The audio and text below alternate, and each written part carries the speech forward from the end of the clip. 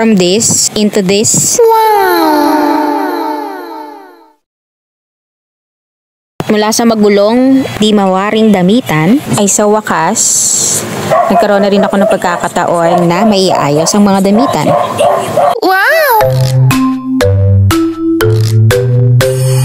Bago nga tayo magpatuloy sa pag-aayos mga ka-Gen-Z Moms, ito ipapakita ko muna ang pag-unboxing ko sa bawat organizer na aking nabili. So dito mga ka-Gen-Z Moms, kitang-kita nyo naman kung gaano kalaki ang aking nabili. Yung color design choice niya ay talagang pasok na pasok sa gusto ko. Nagkamali pa nga ako dito, akala ko nga nung una yung stainless na nakikita nyo na hawak ko ay kala ko is for handle. But yun nga yung pundasyon na sinasabi ko na mas nagpatibay sa organizer. So habang inaayos ko clothing organizer na ito, ay chinek ko maigi kung may damage, and chinek ko din yung mga bawat tahi na baka may tas-tas na pasasusunod ng mga ilang araw lang na may ibang part na palang napupunit na hindi ko namamalayan sa all clothing organizer kahit nakabago-bago lang. So lahat naman is good, and nagtutupi na nga ako ng damitan para mailipat ko na rin dito sa bag clothing organizer. Sabi ko nga that time na in-order ko is nakabundle.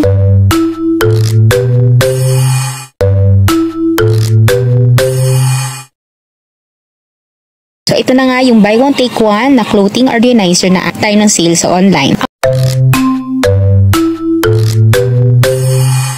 Next, ang wooden organizer na pwedeng paglagyan ng mga makeup or merong mini pantry. As hindi ka na mahirapan magbarena sa wall dahil meron ng mga usong adhesive holder para sa mga ganitong organizer kahit mabigat yung mga ilalagay mo. Depende sa tibay nung binili mong holder adhesive organizer. At mga ka-Gen-Z Moms, nais ko lang i-flex yung bawat detalye ng wooden organizer na ito kung gaano kaganda at katibay. Perfect style sa color, sa taste na gusto ko. Mga ka-Gen-Z Moms, nakalimutan ko, pag bumili ka nito ay hindi ka naman na mamumblema sa pagbili pa ng adhesive holder organizer dahil may free na, and subok na madikit ang adhesive holder organizer na ito.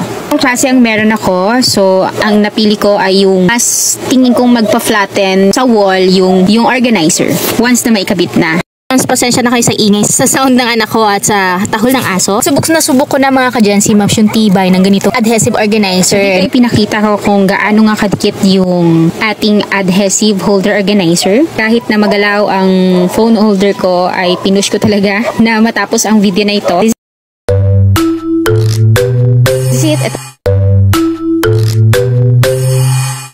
At nailagay ko na nga ang bawat gamit dito. So kung saan yung madalas naming gamitin ay doon sa pinaka mababa at mabilis lang makuha. Ang kagandahan pa nito ay removable nga ang bawat organizer. So depende sa iyo kung pwede mong baguhin ang pwesto at kapag lilinisan. Naka-modern din talaga tignan ang mga ganitong klase ng style na mga kagamitan sa ating bahay.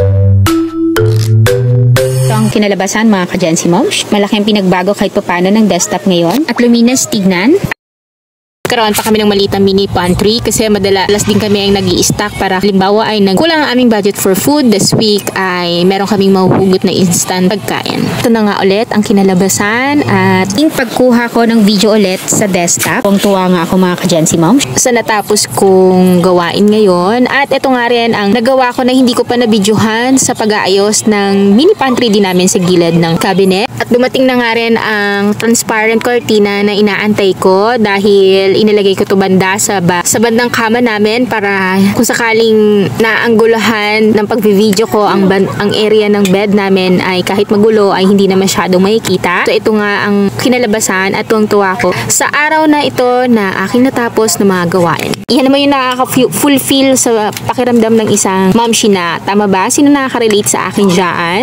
Nowadays, ito na yung mga gusto natin sa kagamitan natin na magiging malinis, organized na tingnan at hindi makalat magulo sa paningin mo. Nakitang-kita pa na may sinampay pa kami sa loob dahil may paparating na naman nga ang bagyo at itong tali na ito na naikabit na naman ang duwe ng aking anak dahil masama nga pakiramdam niya ay kailangan giniheli siya. Gabihan, video nga ako for unboxing ng clean pant item na makikita niya sa aking showcase TikTok account. Ilalagay ko na lang ulit sa comment box para if you want, ma-check niyo po ulit. So nakakatuwa dahil marami na product ang lumalabas na ganito at kasing quality siya ng mga product na nabibili natin sa mall. So maraming salamat mga ka-Gen Z Moms. Hanggang sa susunod na video na lang ulit. Bye!